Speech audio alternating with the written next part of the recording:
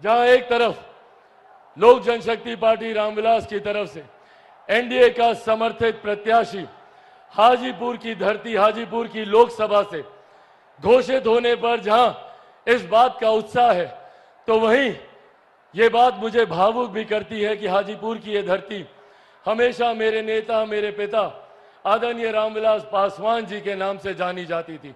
मेरे पिता का नाम हाजीपुर की महान जनता की वजह से देश में, दुनिया में जाना जाता था। आज जब वो हमारे बीच नहीं है, यकीनन ये पल मुझे भावुक करता है, पर आज मेरा हिम्मत आप बढ़ाते हैं और मेरे लिए मेरे प्रधानमंत्री जी का यहाँ आना, इससे पहले मेरे पिता, मेरे नेता आदरणीय रामविलास पासवान जी के लिए भी प्रधानमंत्री यहाँ पर आए थे, और आज जब वो यहाँ पर आए हैं, उन्होंने एक पिता की कमी को मेरे अभिभावक के रूप में पूरा करने का उन्होंने काम किया। एक बार जोरदार ताली आप लोग प्रधानमंत्री जी के स्वागत में यहाँ पर बजा। साथियों, मेरे लिए आज हाजीपुर की धरती किसी पवित्र संगम से कम नहीं है।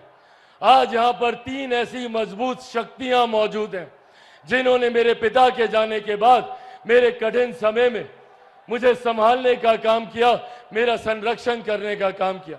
भले वो मेरी माता रीना पासवान जी हो, मेरे प्रधानमंत्री आदरणीय नरेंद्र मोदी जी हो, और आप सब हाजीपुर की महान जनता, आप लोगों की वजह से ही आज चिराग पासवान का अस्तित्व है।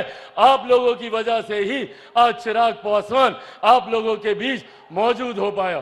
कई बड़ी बड़ी शक्तियों ने चिराग पासवान को समाप्त करने का प्रयास किया, पर मेरे प्रधानमंत्री जी का प्यार, उनका संरक्षण रहा कि मेरे पिता के जाने के बाद भी उन्होंने हमेशा मुझे वो स्नेह, वो प्यार देने का काम किया।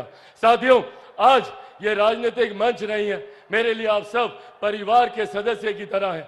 ज्यादा राजनीतिक चर्चा ना करते हुए मैं बस ये आग्रह करने आया हूं कि हम सबको इस बात का ध्यान रखने की जरूरत है कि कौन सही मायनों में हमारे लिए कार्य कर रहा है, कौन दिन रात मेहनत कर कर हम लोग को मुख्य धारा के साथ जोड़ने का काम कर रहा है। एक तरफ हमारे प्रधानमंत्री आदरणीय नरेंद्र मोदी जी हैं। आज जब यहाँ पर इतनी भारी संख्या में महिलाएं मौजूद हैं, पहली बार देश में एक ऐसे प्रधानमंत्री आए जिन्होंने आपके सम्मान की चिंता करते हुए शौचालय का निर्माण करने का कार्य कराया, आपके लिए उज्ज्वला योजना देने का काम करवाया। मैं चाहता हूं एक बार जोरदार ताली तमाम महिलाएं हमारे प्रधानमंत्री जी के लिए बजाएं।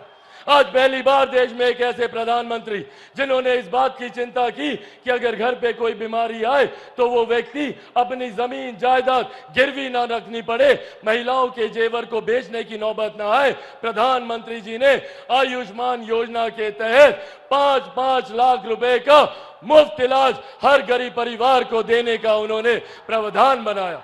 आज देश की, दुनिया की सबसे बड़ी गरीब कल्याण की योजना जिस पर हम सबको गर्व होता है, और इसका श्रेय मैं मेरे नेता, मेरे पिता आदरणीय रामविलास पासवान जी को भी दूंगा।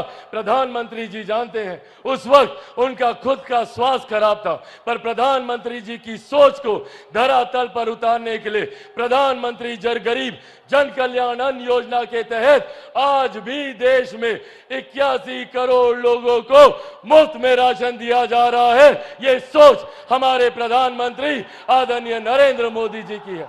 जहां हमारी सरकार ने सरहद से सीमाओं को सुरक्षित रखा, अंतरिक्ष के माध्यम से विकास के कार्यों को गति दी, जहां किसान सम्मान निधि के माध्यम से हर गरीब, हर मजदूर की चिंता करने का प्रधानमंत्री जी ने कार्य किया, तो वहीं आज भी कुछ विपक्षी दल के नेता हैं जो आप लोगों के बीच, हम लोग के बीच घूम घूम कर भ्रम फैलाने का कार्य कर रहे हैं। कौन है ये लोग? ये वही लोग हैं जो 90 के दशक में लाठी में तेल पिलाने का काम करते थे। ये वही लोग हैं जो आप लोगों की नौकरी के बदले में जमीन लिखवाने का काम करते थे, और अब तो इन्होंने विधिवत तरीके से इस योजना को अंजाम देने का प्रावधान बनाना शुरू कर दिया है। इनहेरिटेंस टैक्स के माध्यम से अब विरासत पर टैक्स लगाने की सोच कांग्रेस और राजद के नेता करने जा रहे हैं। आप लोगों की जितनी जमीन है, चाची, आप लोग का जितना गहना जेवर होगा ना, कांग्रेस और राजद का लोग आएगा उसका 55% अपने खजाने में ले लेगा। ये हम लोग को याद रखने की जरूरत है कि किस तरीके से हम लोगों का थोड़ी बहुत संपत्ति जो भी अर्जित की गरीब किसान, गरीब मजदूर या महिलाओं ने, उसको भी हड़पने की सोच कांग्रेस और राजद के लोग रखते हैं और भ्रम फैलाने का ये लोग काम करते हैं, झूठ बोलने की बात करते हैं। कभी कहेंगे संविधान खत्म हो जाएगा, कभी कहेंगे आरक्षण समाप्त हो जाएगा, तो कभी कहेंगे कि लोकतंत्र की हत्या हो जाएगी। ये लोग लोकतंत्र की बात करेंगे जिन्होंने सन 75 में आपातकाल लगाकर सही मायनों में लोकतंत्र की हत्या करने का काम किया। ये लोग लोकतंत्र की चिंता कर रहे हैं। साथियों, आज मैं मेरे नेता, मेरे पिता आदरणीय रामविलास पासवान जी की कर्म भूमि पर खड़ा होकर उन्हीं के संघर्षों की कसम खाकर आप सबसे वादा करके जाता हूं कि जब तक चिराग पासवान जिंदा है, ना संविधान को कोई खतरा है, ना आरक्षण को कोई खतरा है। ये वादा आपसे मेरे प्रधानमंत्री जी भी करके जाते हैं।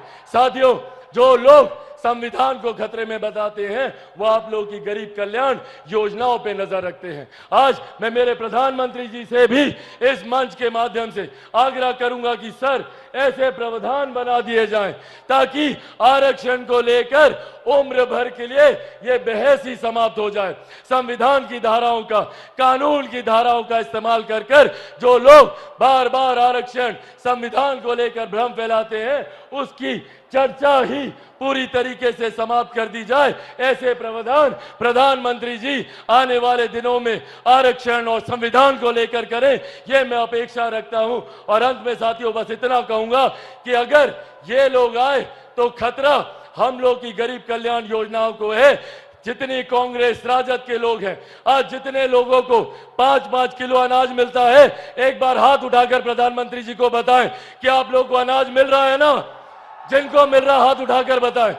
अगर कांग्रेस के लोग आए, राजद के लोग आए, तो ये लोग ये अनाज मिलना बंद करा देंगे। आयुष्मान योजना को ये लोग बंद करा देंगे, क्योंकि ये लोग चाहते हैं कि गरीब गरीब रहे। और दूसरी तरफ हमारे प्रधानमंत्री जी ने 2047 तक भारत को एक विकसित देश बनाने का लक्ष्य रखा है। आइए हम सब मिलकर प्रधानमंत्री जी के इस लक्ष्य में अपना महत्वपूर्ण योगदान दें।